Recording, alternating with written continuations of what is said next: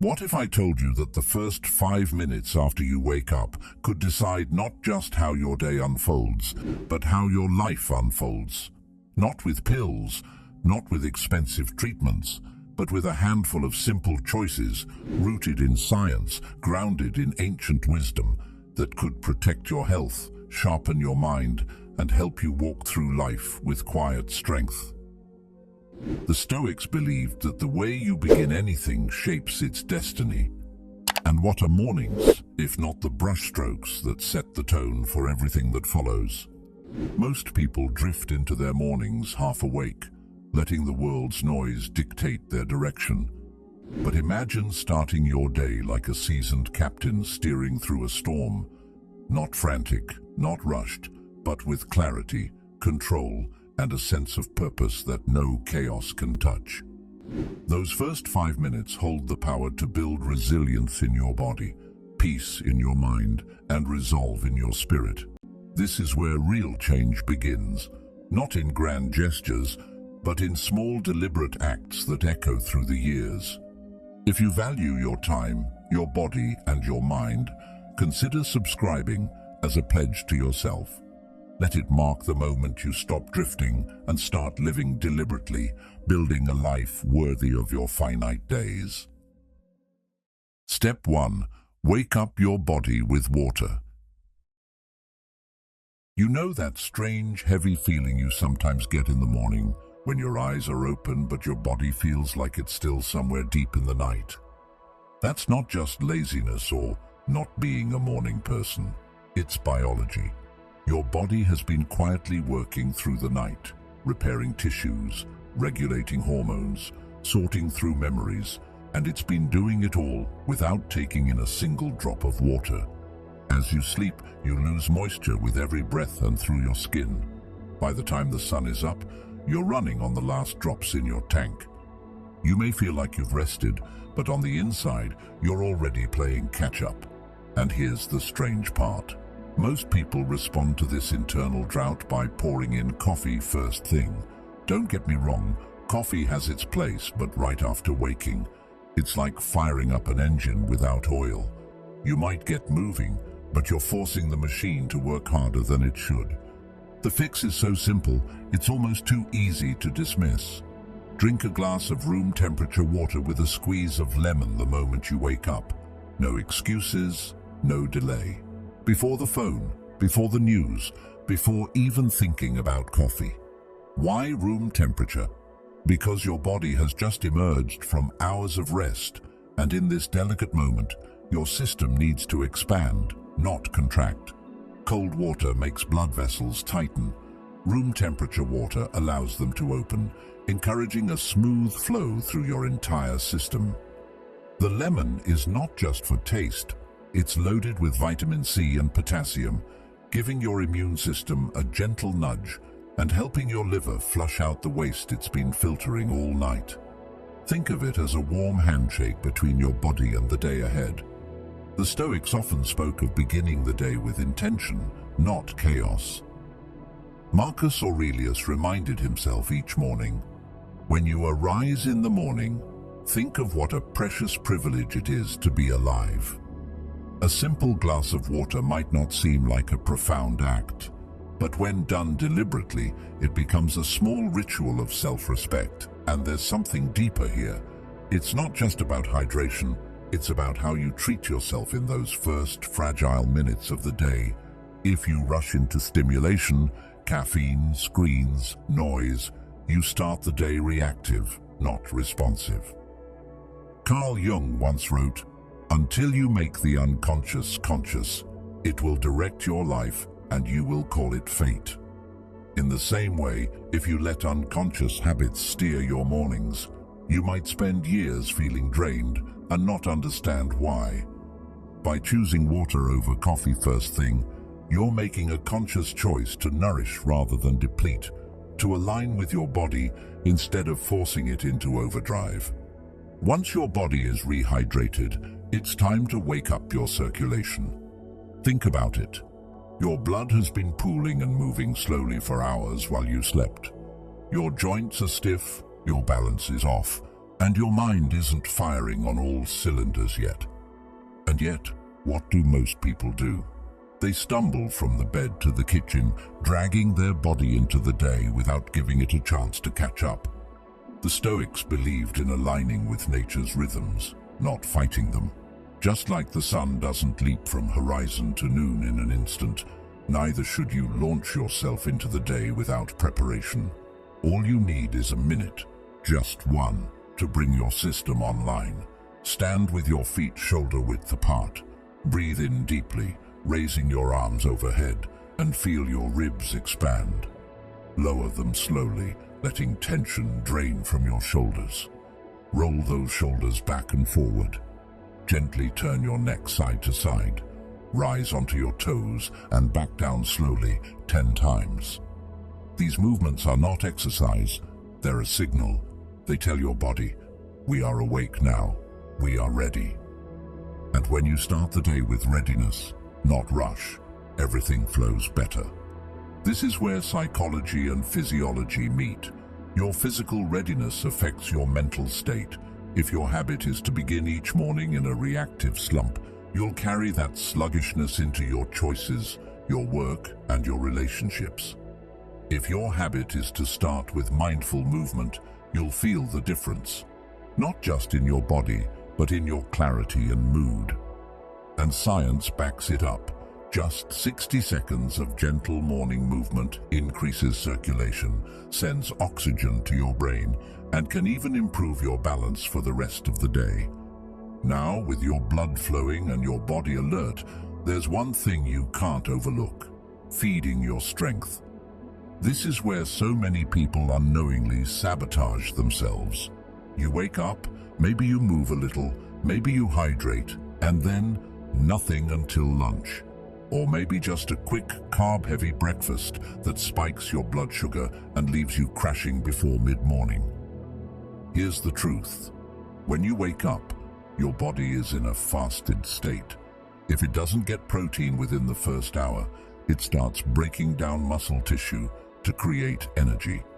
Over time, especially as you age, that leads to weakness, frailty, and slower recovery from any physical challenge. Seneca warned, "It is not that we have a short time to live, but that we waste much of it." In this case, it's not time you're wasting, it's strength. You don't need a massive breakfast to stop this process. A simple protein shake, a couple of boiled eggs, a spoonful of Greek yogurt with protein powder. Small, quick, and easy. Done consistently, this one habit can preserve your muscle mass for years. It also balances blood sugar, curbs cravings, and sharpens your mental focus. Think of it as putting bricks into the foundation of your house each morning. Without them, the structure weakens. With them, it stands strong against the years. And here's the part most people don't realize. Your physical strength is directly tied to your independence. The day you can no longer carry your groceries, get up from a chair without help, or walk a mile without resting is the day your freedom shrinks. Feeding your strength is not just about looking good, it's about living free. But even strength won't carry you far if you lose mobility. After a night of stillness, the fluid in your joints thickens, making movement stiff and sometimes painful. Push your body too quickly in that state, and you risk inflammation or injury. The answer: 90 seconds of mobility work right after your circulation reset. Sit on the edge of your bed, rotate your ankles 10 times each way, then your knees. Stand. Twist gently from the waist side to side, lean left and right. Roll your shoulders again and take a deep breath. These aren't workouts. They're invitations to your body, signals that you value its years and respect its limits. Epictetus once said, "The key is to keep company only with people who uplift you, whose presence calls forth your best." If you want to be the kind of person who moves with ease well into your later years, then you have to keep company with habits that uplift your body, not wear it down. The small, unglamorous things that keep that freedom alive. Finally, there's the mind. You can have a hydrated body, flowing blood, strong muscles, and supple joints. But if your mind is clouded, anxious, or scattered, the day can still slip away from you. The problem is, most people let the world in before they've even had a chance to center themselves. The phone buzzes, the news shouts, and suddenly you're carrying the weight of the world before you've even brushed your teeth. Carl Jung observed, "People will do anything, no matter how absurd, to avoid facing their own souls." That's why I believe the last step of your morning should be mental clarity. Take 1 minute, just one, before you touch a screen, to sit in silence. Close your eyes and replay yesterday in reverse. What was the last thing you did before bed? Who did you talk to? What did you eat? What color was the sky in the afternoon? This isn't just about memory, it's about presence. Neuroscience calls this building cognitive reserve, the brain's ability to adapt and stay sharp even as you age. The Stoics called it living with awareness, knowing where you've been so you can see clearly where you're going. Hydration, movement, nourishment, mobility, clarity. 5 simple acts that take less than 5 minutes in total, but if practiced with intention, can change the course of your days and, over time, the course of your life. And here's the deeper point. These aren't just health hacks. They're small daily victories over the part of you that would rather drift than direct, that would rather be pulled than choose. The world will always try to steal your mornings. Your job is to protect them. Marcus Aurelius wrote, "You could leave life right now. Let that determine what you do and say and think." If these really were your last years, wouldn't you want them to be strong, clear, and full of purpose? Then start with the first 5 minutes, because if you can master them, you can master the rest. Step 2. Move before you go anywhere. You know those mornings where you wake up, swing your legs out of bed, and the moment you stand up, the world tilts a little. That isn't just getting older or having a slow morning. It's your body reminding you that it's been in stillness for hours. Your blood has been flowing at a calmer pace. Your joints have been in the same positions for too long, and your brain hasn't yet shifted into full alertness. You might think the best solution is to stumble straight toward the coffee maker, hoping caffeine will shock you into feeling awake. But here's the truth. If you try to launch your day without properly waking up your body first, you're building the whole morning on a shaky foundation. And shaky foundations don't last. The Stoics believed that the way you begin anything deeply shapes how it unfolds. Marcus Aurelius wrote, "The soul becomes dyed with the color of its thoughts."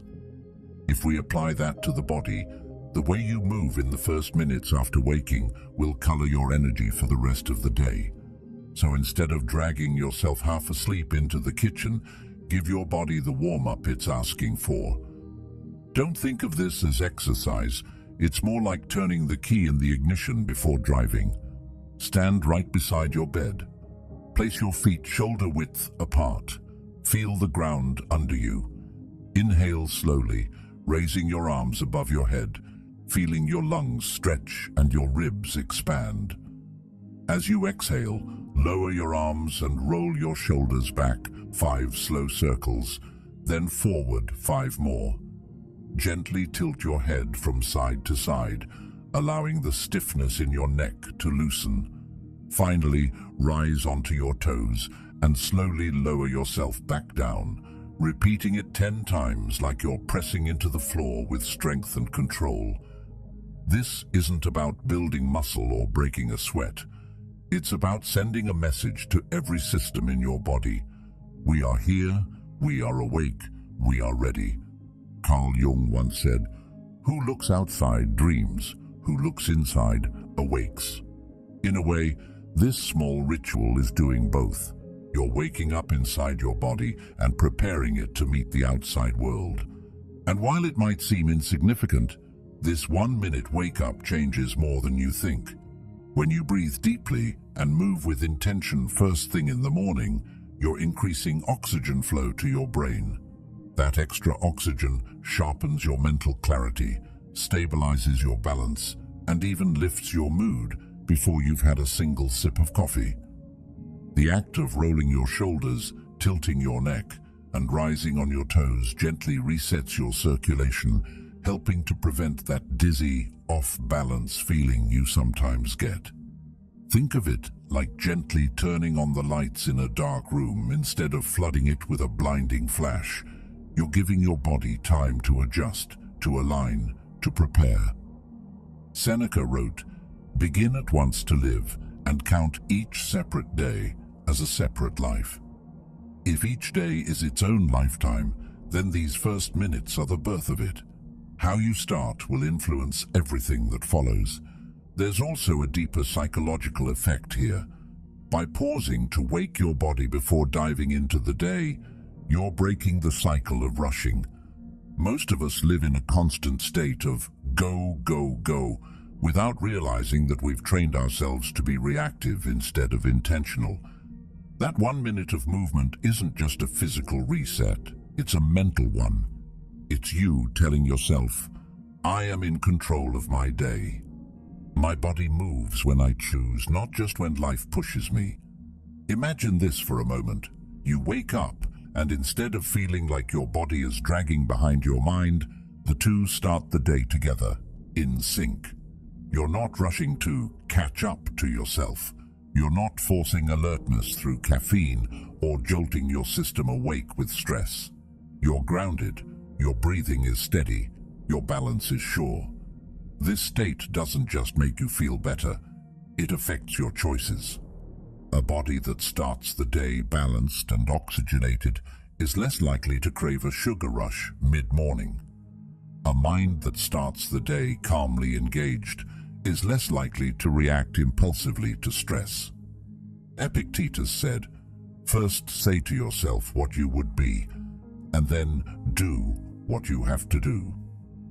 If you want to be someone who moves through the day with calm, control, and focus, then this is one of the things you have to do.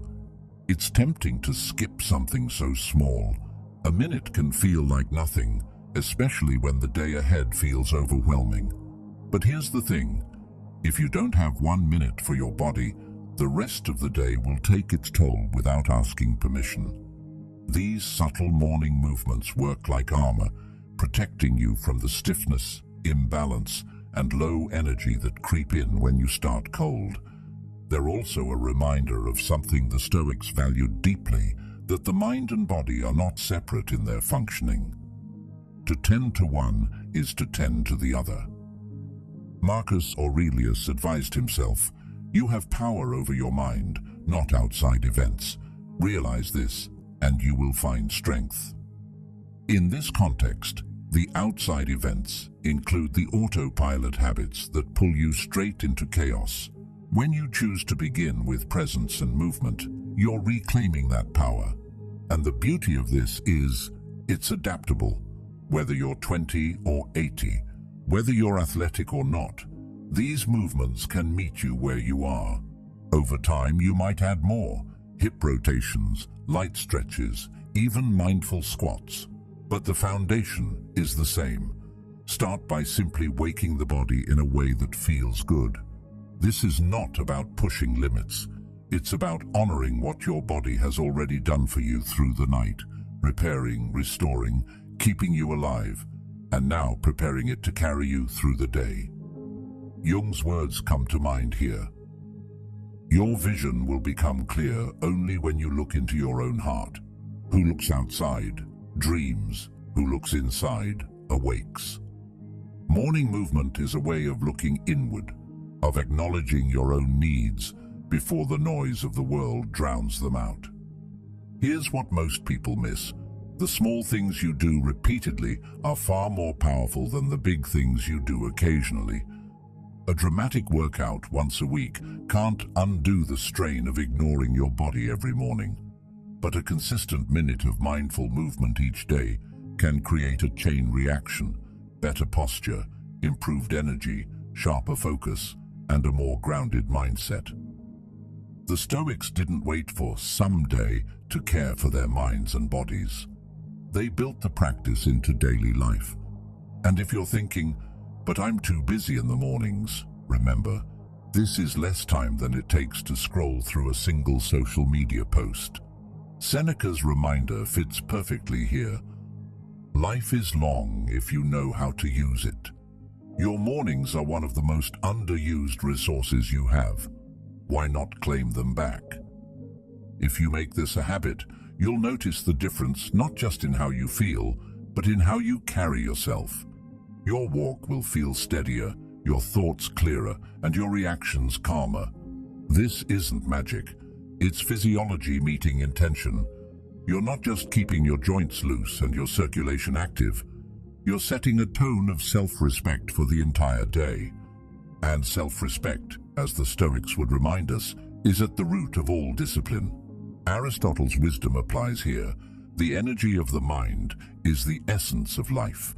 When your body and mind are both energized in harmony, life feels more manageable, more purposeful.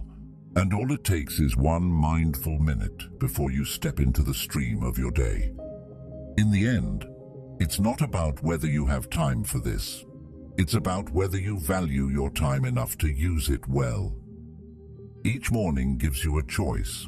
You can start on autopilot, letting habit and hurry drag you along, or you can take the wheel, set your pace, and begin with clarity.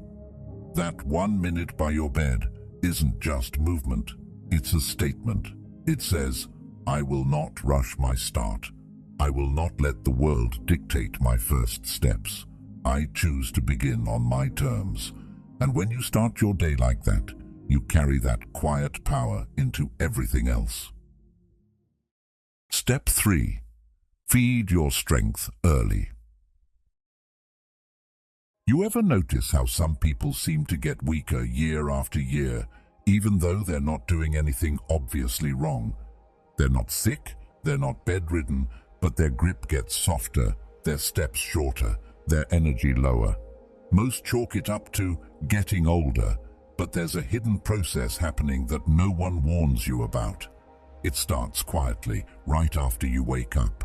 You open your eyes, go about your morning, and think you're fine. But inside, your body is already making a choice, where it's going to get its fuel from. And if you haven't eaten, it's not reaching for some magical reserve of energy. It's taking it from your own muscles, slowly, silently, every single day. That process is called catabolism, and it's a slow thief. You don't notice it right away, at least not until you find yourself struggling to carry the groceries, open a jar, or climb stairs without feeling it in your bones. The Stoics often spoke about guarding what is precious, and Marcus Aurelius reminded himself, you must build up your life action by action, and be content if each one achieves its goal. In the same way, you build or lose your strength action by action, morning by morning. This is where most people underestimate the power of early nourishment. It's not about eating a giant breakfast or forcing yourself into a full meal before you're ready. It's about giving your body the raw materials it needs to protect what you've worked for, your muscle mass, your stability, your ability to move through life without depending on others. A scoop of protein in water or milk, a couple of boiled eggs with a pinch of salt, a bowl of Greek yogurt with a spoon of protein powder stirred in. Small, quick, clean, that's all it takes. The moment you do this, you're sending your body a message. Don't touch my muscle, I'm fueling you the right way. Carl Jung once said, the privilege of a lifetime is to become who you truly are. Well, who you truly are physically is shaped by the habits you repeat. You can't be strong in the years ahead if your daily pattern chips away at you now. The beauty of this habit is that it doesn't require much effort, but the return is enormous. Protein in the morning stabilizes your blood sugar, meaning you don't crash mid-morning and reach for sugary snacks. It tames those random cravings that can throw your diet off course. It also sharpens your focus because your brain thrives on steady energy, not peaks and valleys. If your repeated act is to skip protein until lunch, You're repeatedly telling your body to burn through itself to survive. But if your repeated act is to feed it well in the first hour, you're building a habit of preservation, of strength, of excellence in the simplest form. There's also a deeper philosophical layer to this.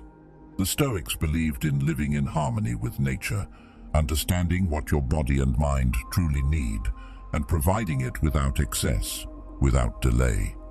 In the natural world, the first moments of the day are for replenishment. Animals don't wake up and wait 6 hours to eat. They instinctively restore their energy to face the demands ahead. Epictetus reminded us, no great thing is created suddenly, any more than a bunch of grapes or a fig. If you tell me that you desire a fig, I answer that there must be time.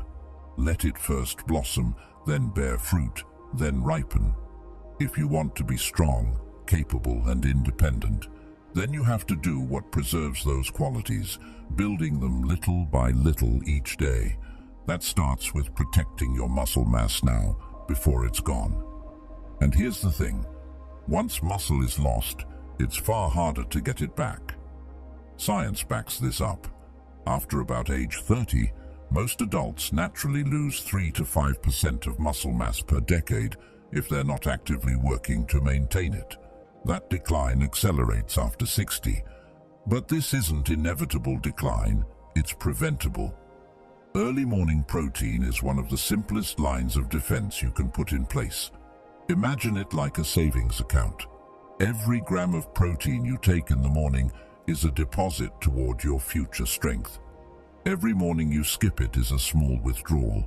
Over time, the balance is either enough to carry you or so empty that life's demands become debts you can't pay. People often overcomplicate nutrition. They search for superfoods, exotic powders, and complex meal plans, thinking the solution has to be elaborate to be effective. But the Stoics would laugh at this idea. They valued simplicity, not because it was trendy, but because simplicity works.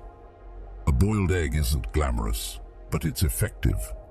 A scoop of plain protein powder isn't Instagram-worthy, but it delivers exactly what your muscles need. Jung noted, "In all chaos there is a cosmos, in all disorder, a secret order." In the chaos of modern diet trends, there's a simple order that has always worked. Give your body what it needs, when it needs it, and it will serve you well. When you start doing this consistently, you begin to notice subtle changes. That mid-morning fog starts to lift.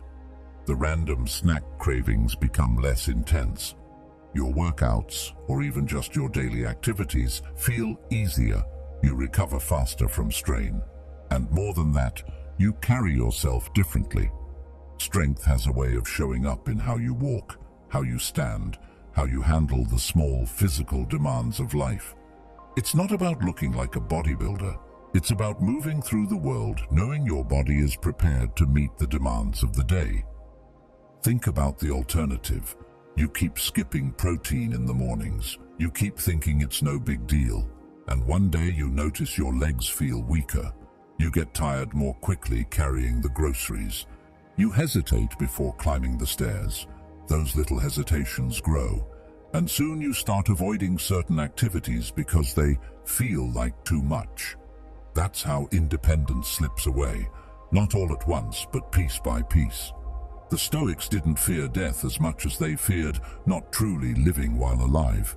And living fully means having the physical capacity to engage with the world, to experience life without limitation. The choice to eat protein early isn't just about nutrition, it's about choosing freedom over fragility. This habit is also a reminder that discipline in small things leads to discipline in larger things. It's easy to say you want to be healthy, strong, and independent, but real commitment shows up in the small, consistent actions you take when no one's watching. Jung wrote, "The creation of something new is not accomplished by the intellect, but by the play instinct." In a way, building new habits is both discipline and play. It's an experiment in seeing how different you can feel by making a small change and watching it transform your life over time. Here's the simple truth. Every morning gives you an opportunity to either invest in your strength or spend it recklessly. That investment doesn't take hours, it doesn't require complicated recipes, and it doesn't demand perfection. It just asks for one choice. Within the first hour of waking, give your body the protein it needs to protect the muscle you have.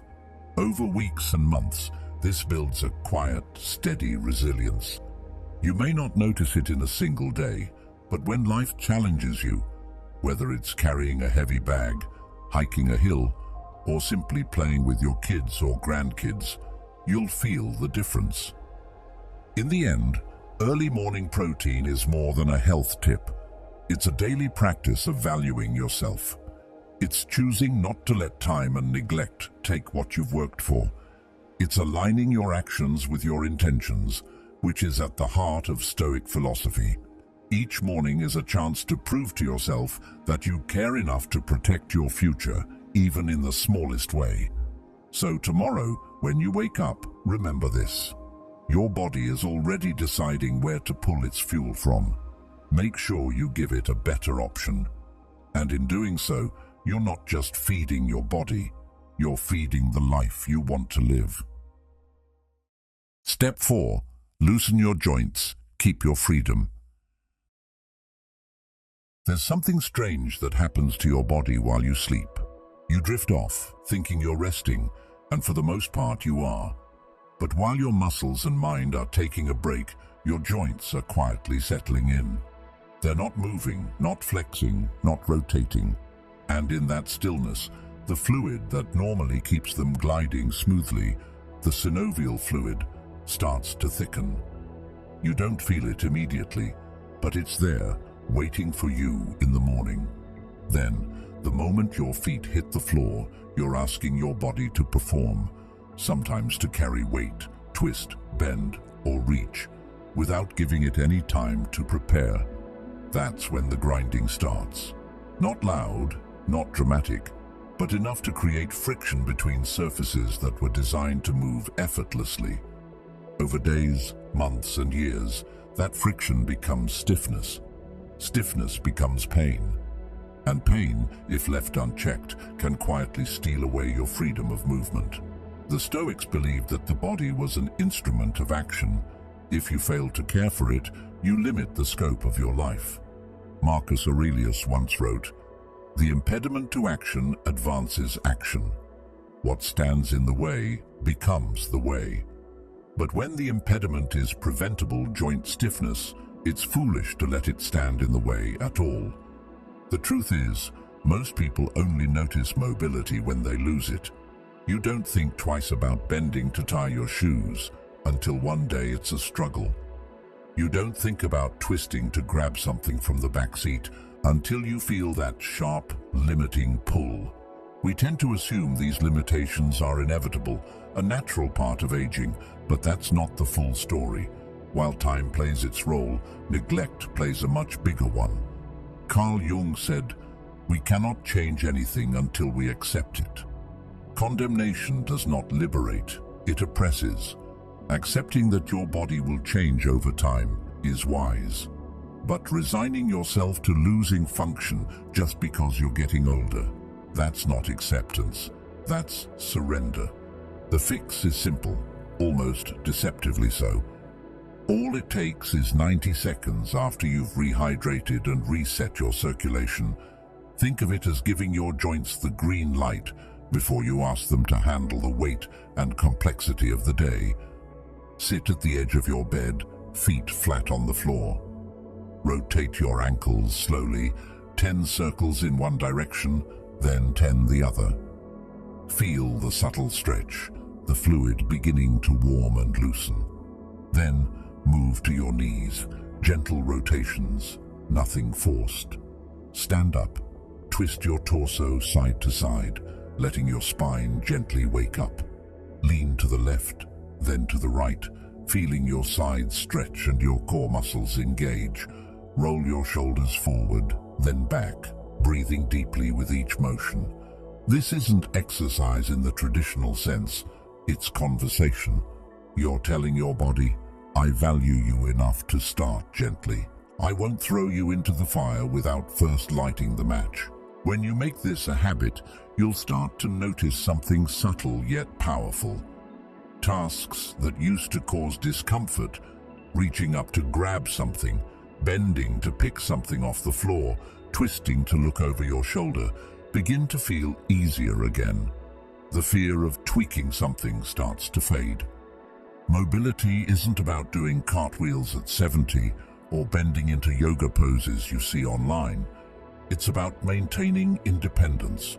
It's the quiet assurance that you can get out of a chair without bracing yourself, that you can step off a curb without hesitating, that you can carry your groceries without wondering if your knees will hold. Aristotle once said, "Quality is not an act, it is a habit." Your mobility in later life won't be the result of a single act or even a burst of short-term motivation. It will be the sum of the daily habits you practice now. 90 seconds might feel insignificant today, but in 10 years, those 90 seconds will be the reason you can still move freely while others your age struggle. There's also a psychological benefit to protecting your mobility. When you start your day by deliberately moving your joints, you're sending a signal to your mind. I'm capable. I'm prepared. I respect the connection between my body and my choices. The Stoics often taught that preparation is the foundation of freedom. Seneca wrote, "Luck is what happens when preparation meets opportunity." In the same way, physical freedom in later life is not luck. It's the opportunity you've prepared for in the smallest of moments, over and over again. 90 seconds in the morning isn't much, but it's the opportunity to build a foundation you'll stand on for decades. Think of the alternative. Skip the habit and stiffness slowly takes root. You start compensating, avoiding certain movements, taking shorter steps, relying on furniture to get up. These small adjustments snowball, and before you know it, your world shrinks. You avoid the long walks, you hesitate to travel, you pass on opportunities not because you don't want them, but because you physically can't take them. Mobility work is a humble practice. There's no applause, no visible transformation overnight. But much like the principles of Stoicism, the benefits are revealed in the way you handle life's challenges, not in theory, but in lived reality. Carl Jung once observed, "In all chaos there is a cosmos, in all disorder a secret order." Morning mobility might look like a small, unremarkable act in the chaos of life, but it's part of the secret order that keeps you moving through it with grace. The time to build that order is not when the stiffness has already set in, but now, while you still have the capacity to prevent it. This isn't about adding another chore to your morning. It's about reclaiming something that's already yours. Your joints were designed to move. Your body was designed to carry you through life with strength and stability. But design alone isn't enough. It's maintenance that keeps the design functional. Aristotle taught, "We are what we repeatedly do." Excellence, then, is not an act, but a habit.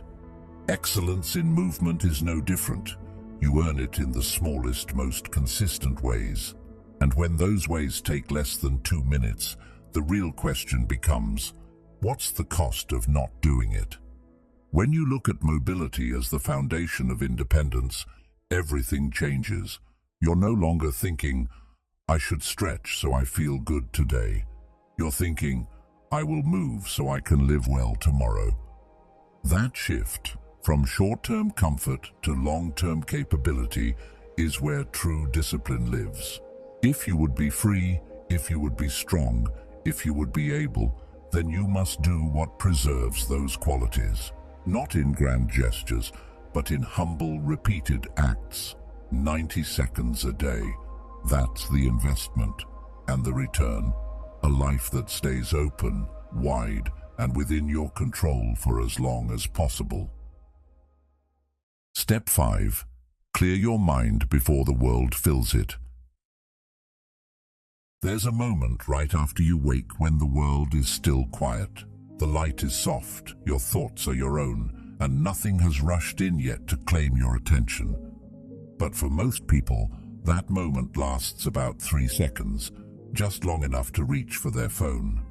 The glow of the screen spills into their eyes, and instantly they're somewhere else.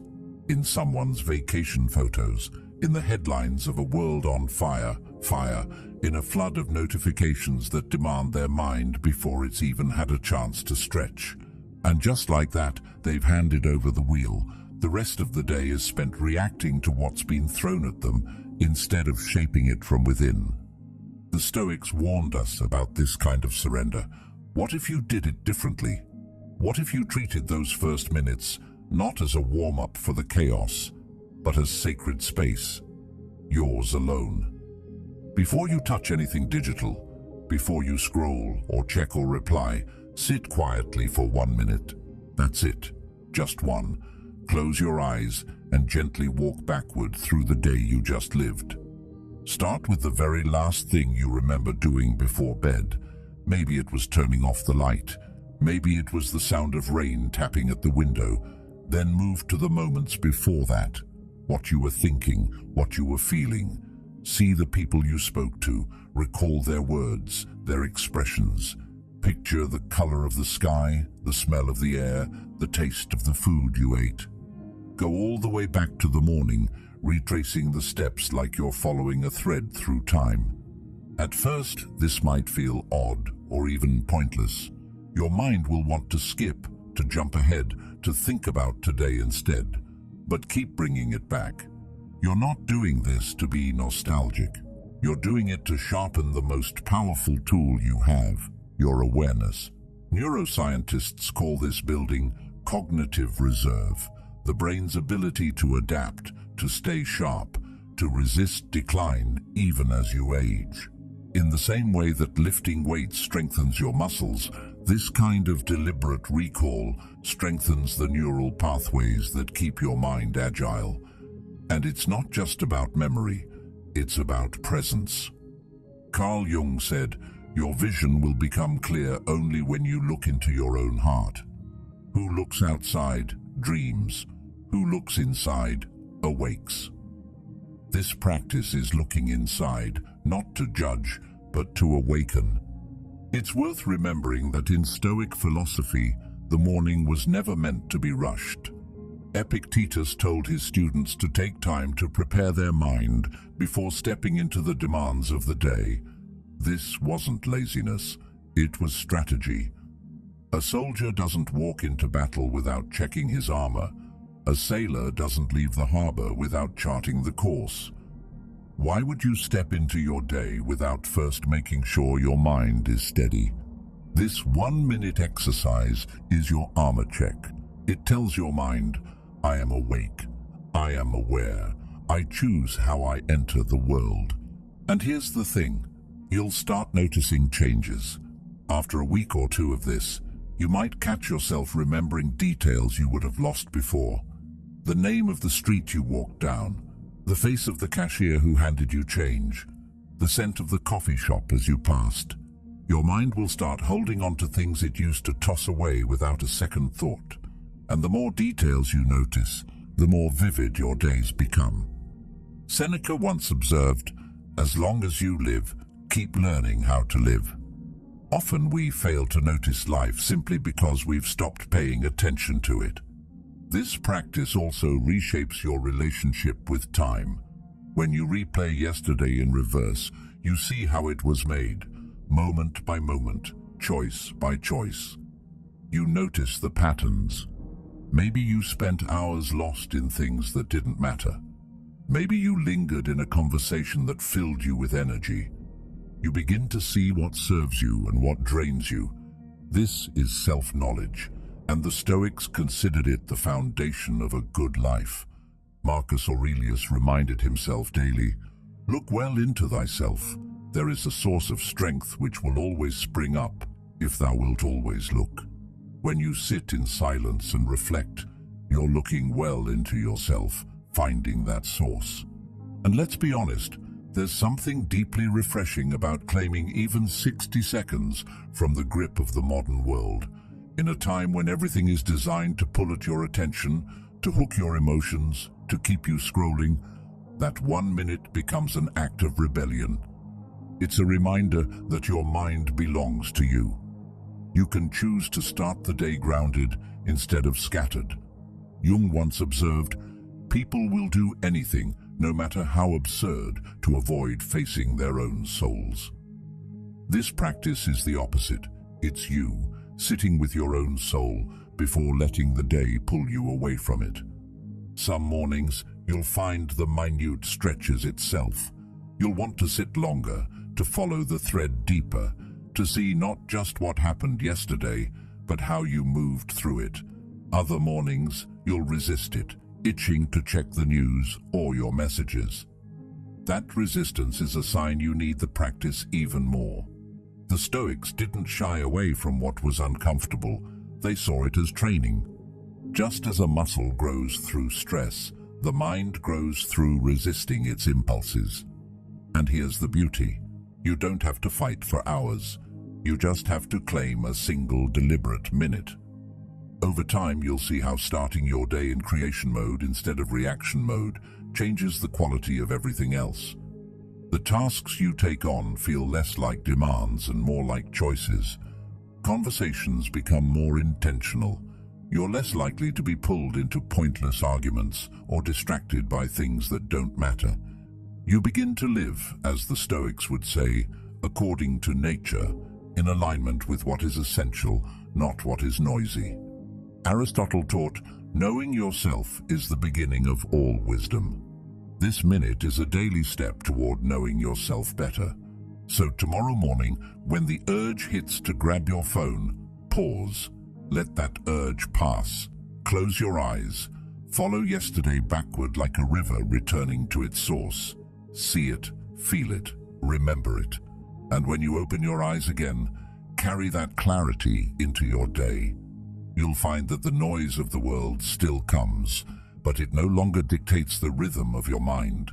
You've already chosen your own.